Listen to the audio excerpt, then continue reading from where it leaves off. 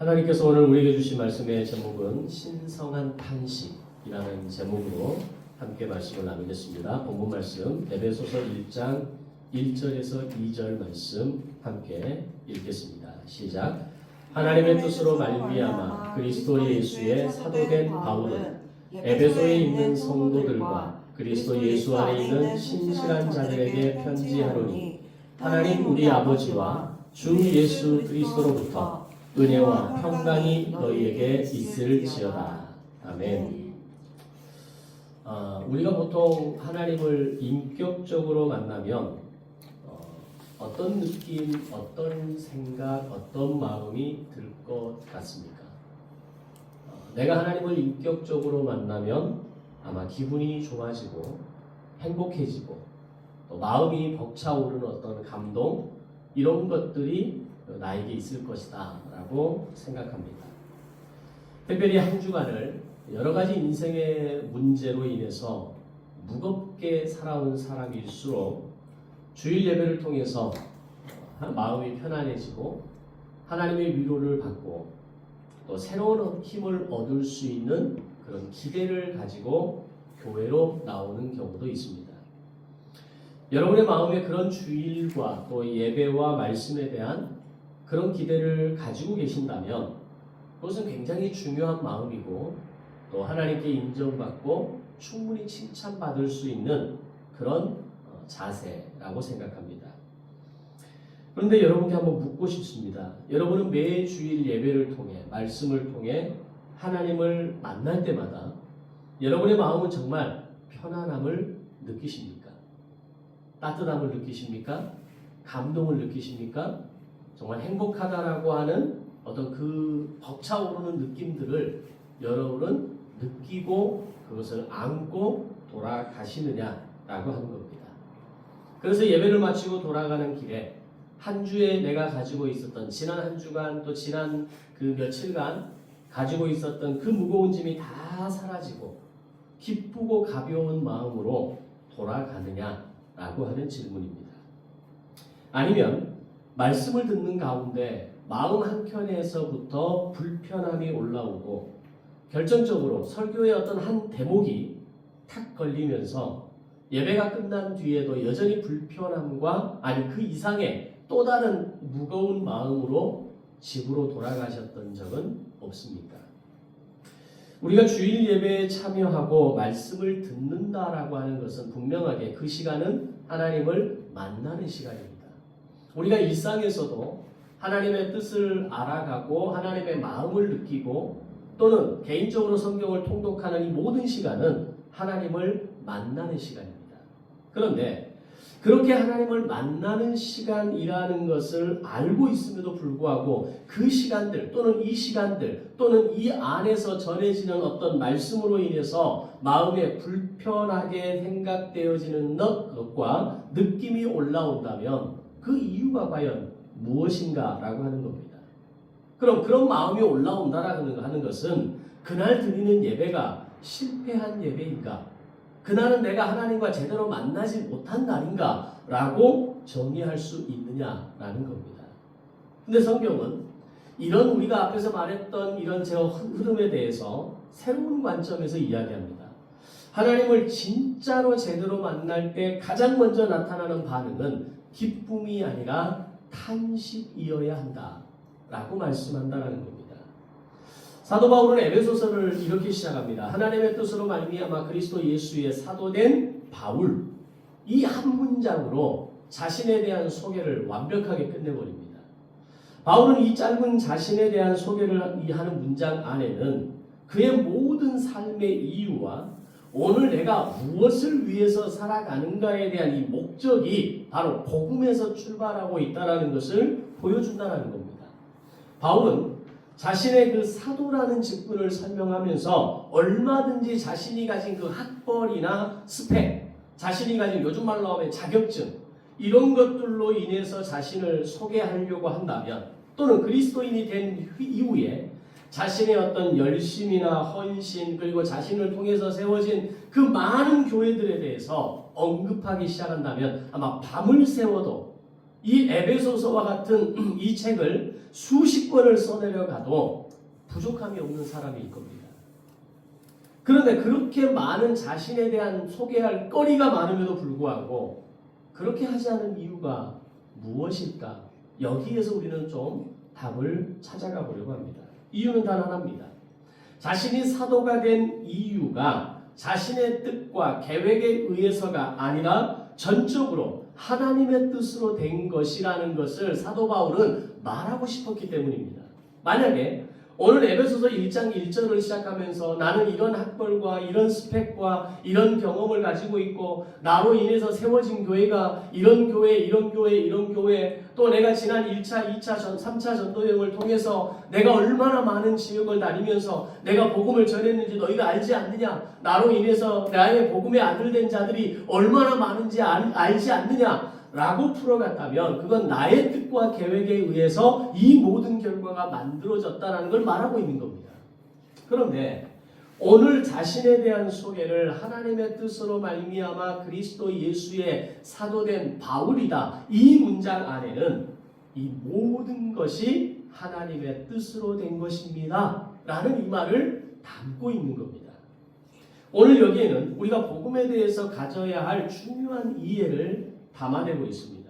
하나님의 뜻은 우리가 이루어 드리는 나의 노력과 나의 열심과 나의 영역이 아니라 하나님께서 우리를 통해 이루어 가시는 하나님의 영역이라는 겁니다.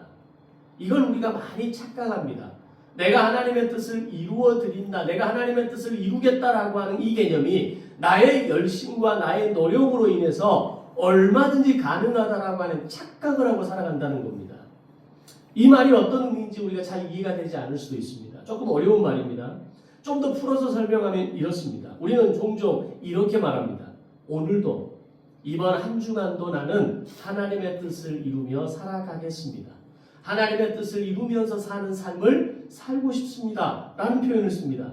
또는 올해는 내가 하나님의 뜻을 이루는 삶을 작년과는 다르게 오늘은 더 열심히, 올해는 더 열심히 그렇게 살아보겠습니다. 라는 말들을 합니다. 이렇게 말하는 분들의 진정성을 제가 의심하는 건 아닙니다. 에이, 뭐 말만 저렇게 하지 라고 제가 속으로도 생각하지 않습니다. 그런데 성경은 인간을 그렇게 낙관적으로 묘사하지 않습니다. 성경이 말하는 좀 더 솔직한 인간의 실상은 인간이 하나님의 뜻을 이루는 존재라기보다 인간은 철저하게 자기 뜻을 이루기 위해 살아가는 존재라는 겁니다. 내 뜻, 내 기대, 내 계획, 내 목적을 이루어가는 그 욕심이 더 많은 데다가 우리는 하나님의 뜻이라는 그 옷을 이쁘게 포장하는 겁니다. 마치 지금 나의 노력이, 나의 지금 이 열심이 이 모든 게 하나님의 뜻을 이루어가는 것이다라는 착각을 하고 살아간다는 겁니다. 물론 전체적인 개념으로 보면 하나님의 뜻을 이루는 내 모습이 맞습니다. 그런데 내가 하는 무슨 행동, 내가 하는 어떤 노력, 내가 하는 어떤 열심이 그 자체가 하나님의 뜻을 이루는 목적이다라고 말하기에는 어렵다는 거죠. 그 가운데 만약에 내 뜻을 이루는 데 방해가 되거나 내가 정말 기대하고 소망했던 걸 내가 이루는 데 있어서 뭔가 문제가 있다거나 그러면 서스름없이 하나님의 뜻을 거스리는 존재가 될 수 있다는 겁니다. 이게 진짜 하나님의 뜻이라고 하는 것을 확신하는 것은 어떤 상황이냐면 내 기대가 채워지지 않을지라도 내가 생각하는 계획들이 차곡차곡 이루어지지 않을지라도 때로는 하나님이 야 그거 아니야 라고 말하는 뭔가 나를 막으시는 느낌을 가질 때에도 아 하나님 맞습니다. 하나님이 멈추라면 멈추겠습니다 라고 말할 수 없다면 그건 나의 뜻입니다. 그건 나의 계획 속에서 우리는 살아가는 겁니다. 즉 하나님의 뜻보다는 나의 뜻을 더 중요하게 여기고 더 우선순위로 삼고 살아가는 존재가 인간이라는 겁니다. 그것은 저도 예외가 아니고 이 자리에 있는 아니 그리스도인이라고 말하는 대부분의 많은 사람들이 하나님의 뜻이라는 그 이름의 포장지 안에 나의 뜻을 교묘하게 숨기며 살아가고 있다는 거죠. 그런 인간의 모습을 가장 잘 보여주는 사례가 인물이 바로 요나라는 사람입니다. 요나서 1장은 이렇게 시작합니다. 요나는 하나님의 뜻을 피해 다시스로 도망을 칩니다. 그런데 성경은 이런 요나의 행동에 대해서 굉장히 정확한 타이밍에 매우 의미심장한 표현을 사용합니다. 마침 다시스로 가는 배가 있더라. 지금은 요나가 하나님의 명령을 따라 니느웨로 가는 게 아니라 명령을 피해서 다시스로 도망하는 상황입니다. 근데 그때 본문은 뭐라고 이야기하냐? 마침 다시스로 가는 배가 있었다. 도망을 떠나는 요나에게 정확한 타이밍에 길이 열렸다라는 겁니다. 그 순간 요나는 우리는 이렇게 생각했을 겁니다. 하나님께서 마음을 바꾸셨구나. 그렇지, 이것이 진짜 하나님의 뜻이지. 이런 내가 하나님이 이렇게 뜻을 바꿀 줄 알고 내가 미리 이 길을 선택한 거야. 내가 지금 제대로 길을 가고 있는 거야. 꿰어 맞추기 시작합니다. 지금 내가 선택한 것을 하나님께서 오늘 나에게 옳다라는 것을 보여주시는 거야. 그러니까 이렇게 마침 내가 있는 거지. 하나님이 이렇게 하실 거라는 거 내가 이미 다 알았어. 라고 자신을 합리화하기 시작합니다. 우리가 인생 속에서 이런 자기 합리화가 너무나 많이 일어나죠. 마치 내 모든 것을 내가 선택하고 내가 결정하고 내가 가는 길임에도 불구하고 뭔가 딱딱딱 들어맞을 때 역시 하나님은 나를 인정하셔. 나를 사랑하셔. 나에게 오늘도 복을 주시는 거야. 라고 꿰어 맞추기 시작한다는 겁니다. 하기 싫은 길은 막히고 가고 싶은 길이 마침 열릴 때 우리는 너무 쉽게 그 길을 하나님의 뜻으로 해석하려 한다는 겁니다. 그런데 성경은 분명히 말합니다. 내 뜻대로 일이 잘 풀려갈 때가 가장 위험한 순간일 수 있다는 겁니다. 아무 거리낌 없이 모든 게 일사천리로 뚫어져가는 그 느낌이 하나님의 뜻이구나라가 아니라 오히려 그것이 내 인생의 가장 영적으로 위험한 순간이 될 수도 있다는 것을 우리는 늘 깨어서 볼 수 있어야 한다는 겁니다. 왜냐하면 인간은 욕망에 사로잡히기 시작하면 모든 상황을 자기 욕망에 맞게 해석하는 능력, 탁월한 능력을 갖고 있기 때문입니다. 이것을 우리는 영적 착시 현상이다라고 이야기합니다. 요나의 착각은 바로 결국 풍랑으로 무너지게 되죠. 요나 한 사람의 그 착각과 그 합리화로 인해서 그 배에 타고 있던 모든 사람들이 바닷속으로 수장당할 위기에 맞닥뜨린 겁니다. 이것처럼 성도의 삶에도 하나님의 뜻과 내 뜻이 충돌하면 반드시 크고 작은 풍랑이 일어나게 되어 있습니다. 왜냐하면 내가 가려는 이 길이 아니라는 것을 하나님은 어떤 방법을 통해서든지 알려주시려 하기 때문입니다. 그걸 만약에 보지 않으려고 하고 그걸 외면하려고 하고 그걸 보여주심에도 불구하고 한쪽 눈은 딱 감고 이쪽만 바라보고 살아간다면 이 풍랑으로 인해서 내 주변의 사람들이 쓰러지고 넘어지는 것들을 볼 수밖에 없는 것이죠. 끝까지 자기가 고집부리면서 가겠다는 것은 어쩔 수 없지만 그러기까지는 하나님은 우리의 길을 알려주시고 깨닫게 하시는 분이십니다. 그런데 여기서 복음의 은혜는 멈추지 않습니다. 우리를 깨닫게 하시고 우리를 멈추게 하시고 우리에게 어떻게든 나를 붙잡으려고 하시는 이런 은혜가 여기서 끝나는 게 아니라는 겁니다. 하나님의 은혜는 풍랑만 보내시는 분이 아니라 동시에 그 풍랑 아래에 구원의 잠수함을 준비하는 분이라는 것. 이게 더 큰 은혜입니다. 요나에게 그 잠수함은 고래 뱃속이었죠. 아무것도 보이지 않는 어두움과 아무런 답도 없고 아무것도 도망칠 수 없는 바로 그 공간, 바로 그곳이 하나님께서 요나를 위해 준비하신 구원의 잠수함이었고 요나는 바닷속, 깊은 바닷속 고래의 뱃속에서 숙성되기 시작합니다. 우리도 인생의 풍랑으로 인해 어둠 속에 있을 때는 잘 알지 못합니다. 그러나 시간이 지나면서 돌아보면서 이런 고백을 하죠. 그때가 하나님이 나를 빚으신 시간이었구나. 그때가 하나님이 나를 진짜 나에게 베풀어 주신 은혜의 시간이었구나. 그 시간이 있었고 그때의 그 숙성되어지는 시간으로 인해서 오늘 내가 여기까지 올 수 있었구나라는 걸 비로소 깨닫게 되는 겁니다. 이런 깨달음은 인생의 풍랑을 만난 이후에 깊은 바다의 고래 뱃속에 들어가 보지 않은 사람은 이해할 수 없습니다. 아니, 깊은 바다의 고래 뱃속에 있었음에도 불구하고 그것이 구원의 잠수함이었다는 것을 깨닫지 못하는 사람은 풍랑만 기억하고 살아갑니다. 그때 내가 그렇게 힘들었어. 당신 나한테 그렇게 말했지. 당신이 아니었으면, 너가 아니었으면, 너만 아니었으면, 그때 그 사건만 아니었으면 내가 내 인생 이러지 않았을 거야. 이 풍랑만 기억하고 살아가는 사람들이 허다하다는 겁니다. 그런데 믿음의 사람은, 제대로 된 믿음의 관점을 가지고 있는 사람은 풍랑만 기억하는 것이 아니라 그 풍랑 속에서 나를 깊은 바다 속에 잠재우시면서 내가 도망칠 것도, 내가 바라볼 것도 아무것도 없는 그 상황 속에 던져진 그것이 바로 고래 뱃속이라는 것, 나를 위해 준비하신 더 큰 복음의 은혜라는 것을 깨달아야 합니다. 그걸 알게 되면 우리의 과거의 지난 시간에 어렵고 힘든 시간이 헛된 시간이 아닌 겁니다. 그 고통이 헛된 고통으로 아무런 의미 없이 사라지는 것으로 끝나는 시간이 아니라는 겁니다. 심지어 내가 있었던 곳이 깊은 바닷속 고래 뱃속에 있었던 곳조차 알지 못하고 살아가는 사람들이 허다한 인생입니다. 자, 사도 바울이 에베소서를 기록할 때에도 이와 비슷한 상황이었습니다. 당시 로마에서의 바울은 환경상 평온한 환경이 아니었습니다. 바울이 이 옥중서신을 기록할 때 그의 상황은 가택연금 상황에서 2년을 꼼짝없이 집안에 틀어박혀 있어야 하는 상황이었어요.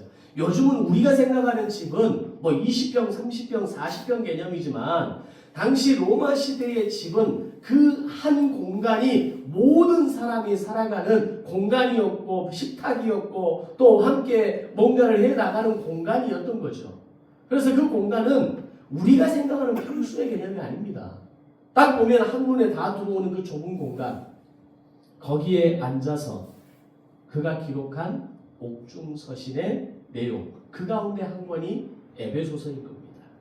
자유롭게 다닐 수도 없었고 주변을 찾아서 방문할 수도 없었고 문제의 현장을 찾아가서 직접 해결해 줄 수도 없는 그런 상황이었습니다. 그러나 바울에게 딱 한 가지 할 수 있는 일이 있었습니다.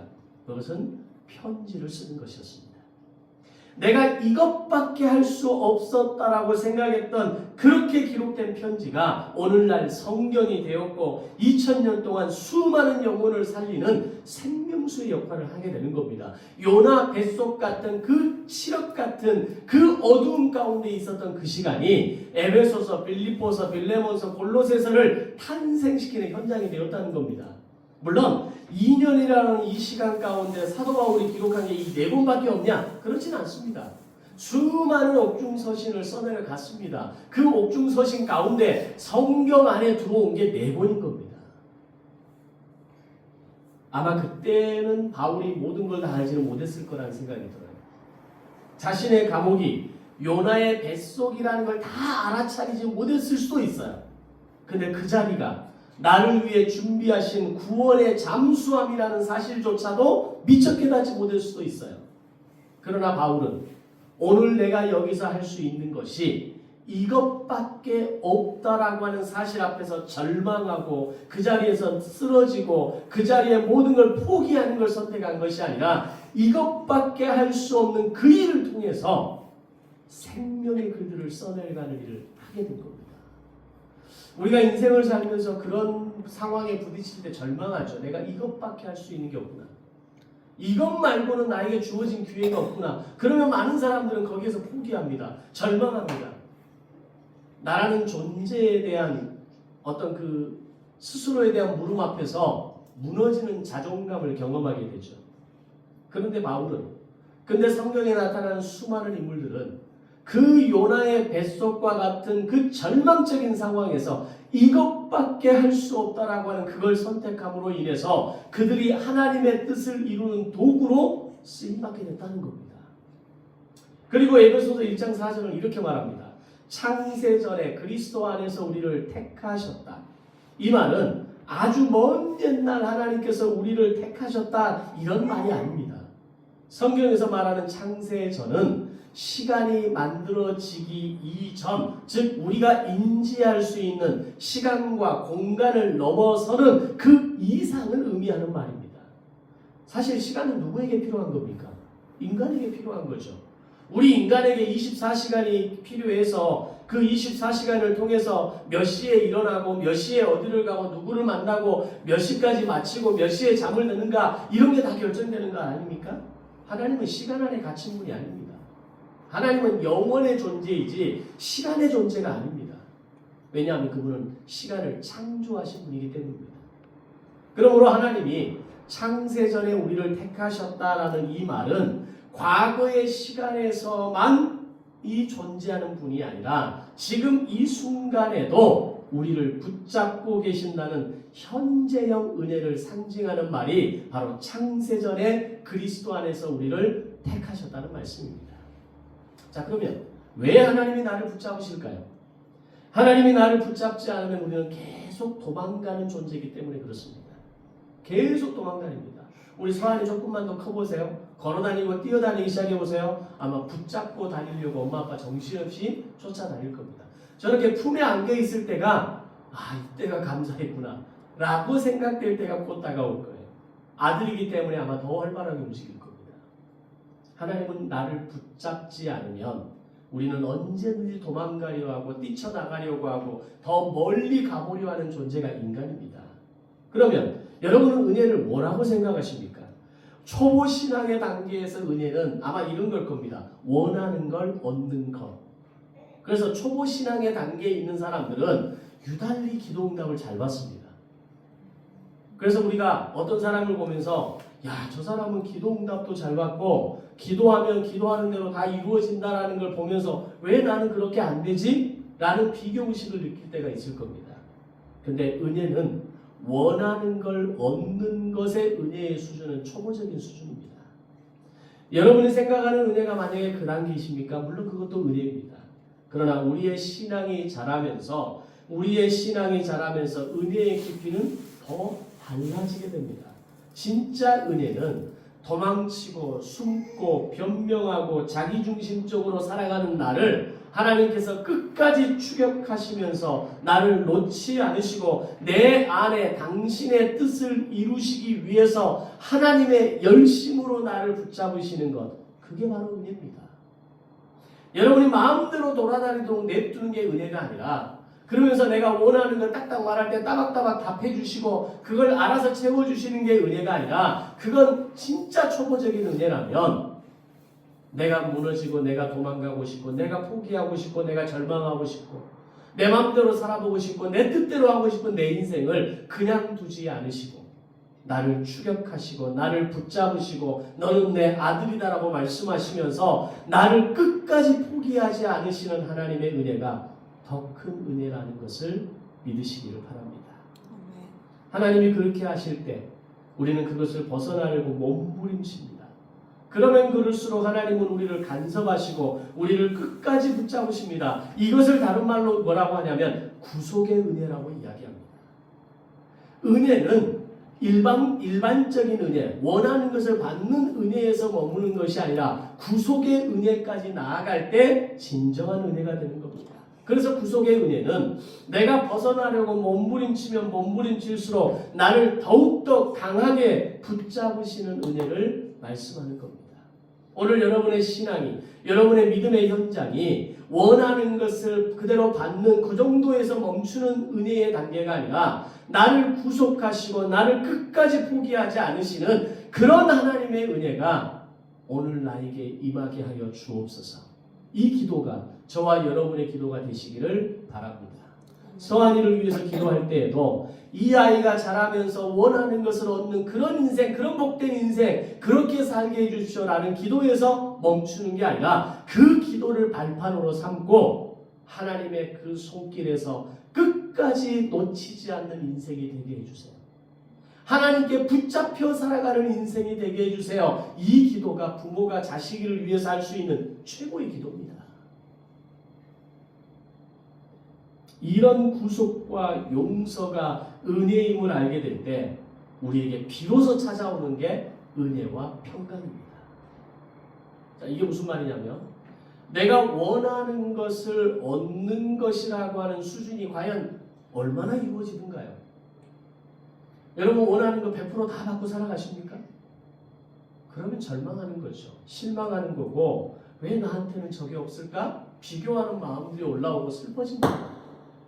자, 그런데 구속과 용서가 은혜임을 알게 되고 나를 끝까지 포기하지 않으시는 하나님의 은혜가 진짜 은혜임을 알게 될 때 우리에게는 평안과 평화가 평강이 임하게 되는 겁니다. 여러분이 예수님을 제대로 만났다라는 것을 알 수 있는 방법은 내 안에 진정한 평강과 평안이 있는가를 통해서 알 수 있습니다. 늘 불안하고 늘 짜증나고 늘 내 안에 해결되지 않는 문제들로 인해서 괴로워하는 인생을 하루하루 살고 계십니까? 그럼 나는 평강과 평안을 맛보지 못한 인생입니다.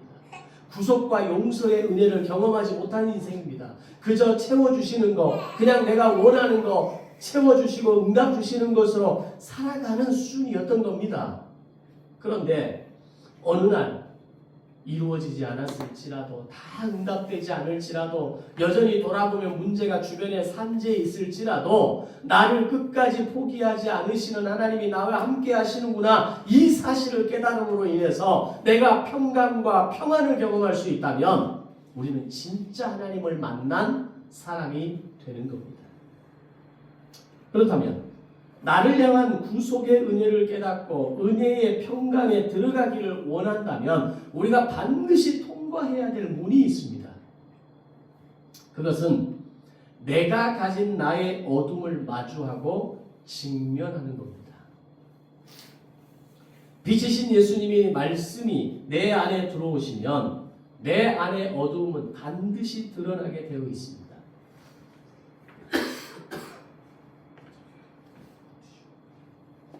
빛이 들어가면 어둠은 물러나는 겁니다.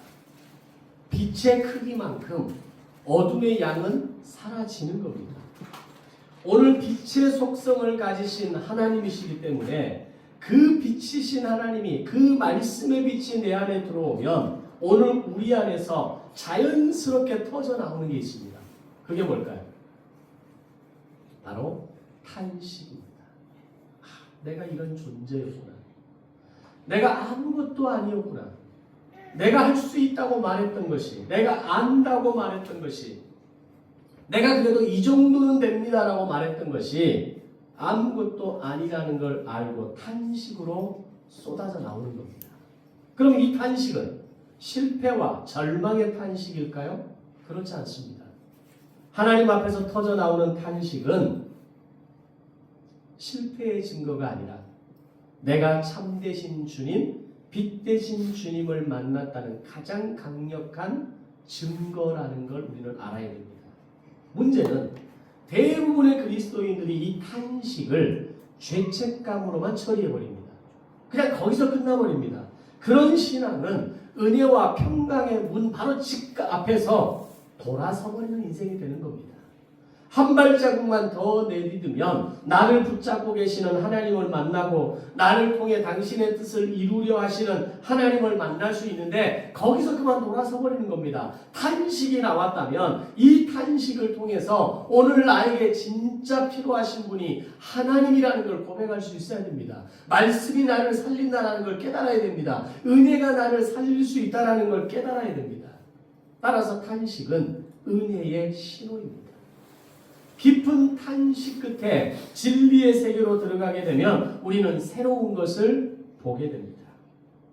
내가 그리스도와 함께 십자가에 못 박혀 있는 장면이 떠오르게 되고 나를 괴롭히던 나의 옛사람이 심판받고 죽어가는 것을 목격하게 되고 이 사실이 믿음의 눈으로 보이고 깨닫게 될 때 진짜 나와 가짜의 나가 구분되기 시작하는 겁니다. 그때부터 신앙은 이렇게 바뀝니다. 내가 하나님 앞에서 얼마나 잘했는가가 아니라 주님이 나를 위해 무엇을 하셨는가를 말하게 됩니다. 나 이렇게 봉사해. 나 이렇게 헌신했어.